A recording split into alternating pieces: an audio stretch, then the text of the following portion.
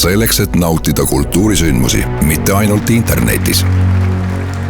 Selleks, et rõõmsalt veeta talvepuhkus sõprade ja perega. Selleks, et hoida tervist ja jätkata naeratamist.